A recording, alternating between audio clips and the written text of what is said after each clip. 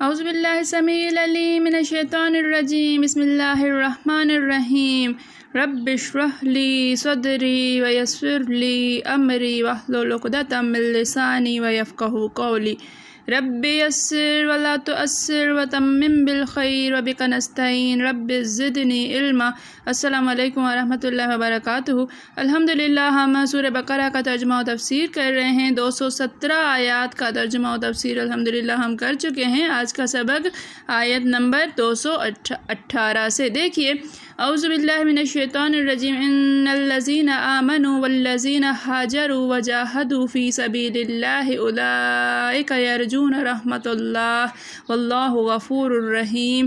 ان بے شک الذین وہ لوگ جو آمنوا ایمان لے کر آئے، وہ بے شک وہ لوگ جو ایمان لائے، والذین اور الذین وہ لوگ جو ہاجروا ہجرت کی، انہوں نے ہجرت کی، وجاہدوا اور جاہدوا جہاد کیا، فی سبیل اللہ فی میں سبیل راستہ اللہ کے راستے میں، اولئک یہی وہ لوگ ہیں، یرجون یرجو رجا سے امید، وہ امید رکھتے ہیں، رحمت اللہ رحمت اللہ کی رحمت سے، واللہ اور اللہ غفور بخشنے والا، رحیم رحم کرنے والا ہے۔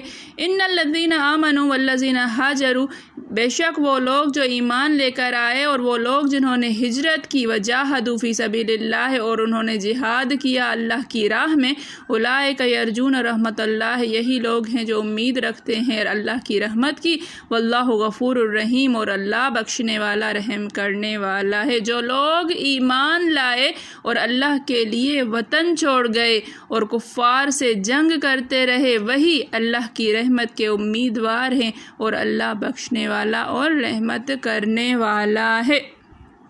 دیکھیے کہ پیچھے ہم پڑھ کر آئے ہیں کہ جب مسلمانوں سے ایک حضرمی جو کافر حضرمی کا قتل ہو گیا تو وہ رات جو تھی وہ رجب کی تھی، رجب کا چاند نظر آ چکا تھا، اور یہ رجب جو ہے وہ شہر حرام ہے، حرمت والے مہینوں میں ایک مہینہ ہے، لہٰذا اس میں جنگ، فتنہ، لڑائی منع ہوتی ہے۔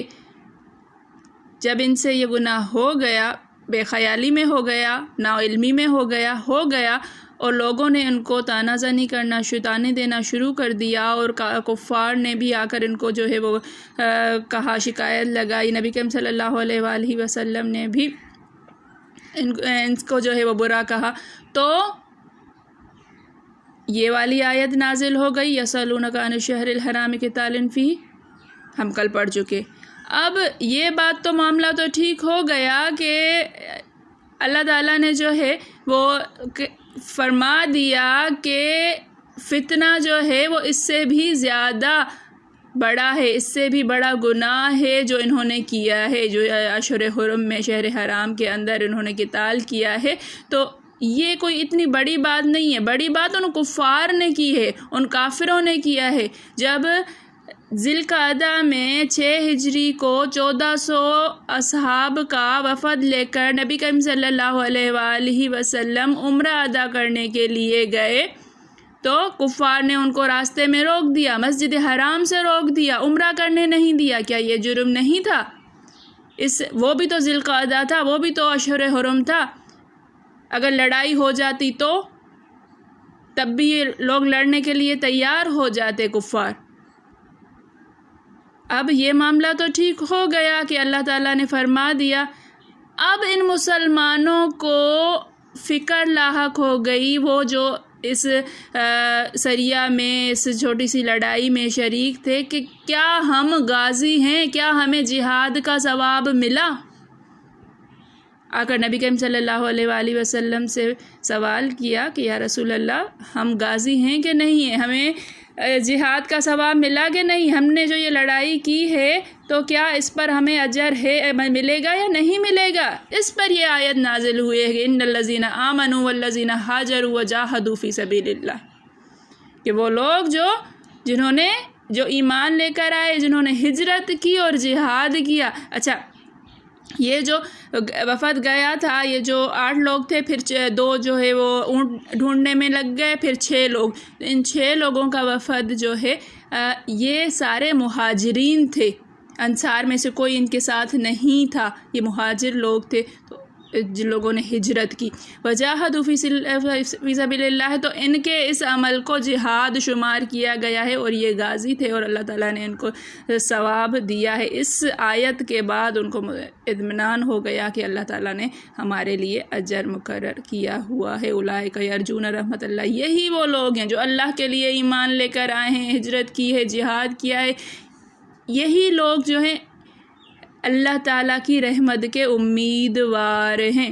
اللہ تعالیٰ بخشنے والا، رحم کرنے والا۔ دیکھیے یہ تو بات ہوئی اس دور کی۔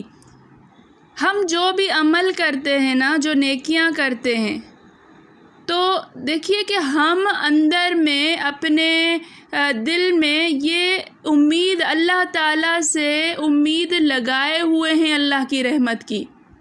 ایسا نہیں ہے کہ ہم عمل کیے جا رہے ہیں، ہم نمازیں پڑھ رہے ہیں، ہم نیکیاں کر رہے ہیں، ہم درود کی کثرت کر رہے ہیں، ہم تسبیحات پڑھ رہے ہیں، ہم لوگوں کے ساتھ اچھائیاں کر رہے ہیں، تو ہمیں اللہ کی رحمت کی امید ہمارے اندر موجود ہے، تبھی ہم یہ عمل کر رہے ہیں۔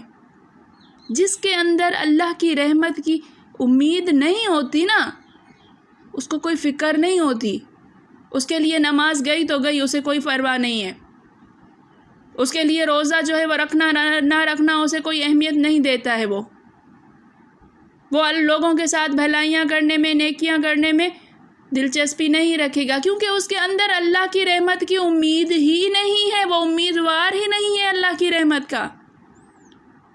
جو لوگ یہ سارے کام کرتے ہیں، جو لوگ اپنا مال اللہ کی راہ میں لگائے ہوئے ہیں، کون اپنا مال دیتا ہے؟ کس کو؟ پیسہ بہت بری چیز ہے، محبت کرنے کے معاملے میں، محبت کے معاملے میں ہم سب سے زیادہ جو ہے وہ پیسے سے محبت کرتے ہیں۔ ایک حرص ہوتی ہے، ایک ہوس ہوتی ہے ہمارے اندر جمع کرنے کی، امیر ہو جانے کی۔ تو اللہ تعالیٰ کی امید دل میں ہو، اللہ تعالیٰ کی رحمت کی امید دل میں ہوتی ہے تو نیکیاں کرتے ہیں، اپنا مال بھی خرچ کر لیتے ہیں، اپنا نیکیاں بھی کرتے ہیں، لوگوں کے ساتھ حسن سلوک بھی کرتے ہیں۔ لڑائی کریں تو ہم کر سکتے ہیں، لیکن اللہ کی رضا کے لیے خاموش ہیں۔ اس کا مطلب ہے کہ ہم اللہ کی رحمت کی امید رکھے ہوئے ہیں، اور اللہ تعالیٰ سے جو رحمت کی امید رکھتا ہے، واللہ غفور الرحیم، اللہ تعالیٰ بخشنے والا، رحم کرنے والا ہے۔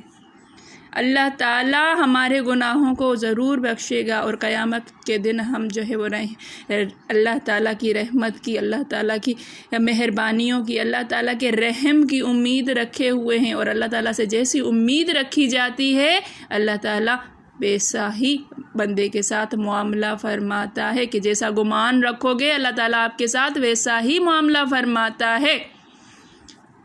اللہ تعالیٰ ہم سب کے اندر نیکیاں کرنے کی توفیق عطا فرمائے، اللہ تعالیٰ ہمارے دلوں میں اللہ تعالیٰ کی رحمت کی امید جگائے۔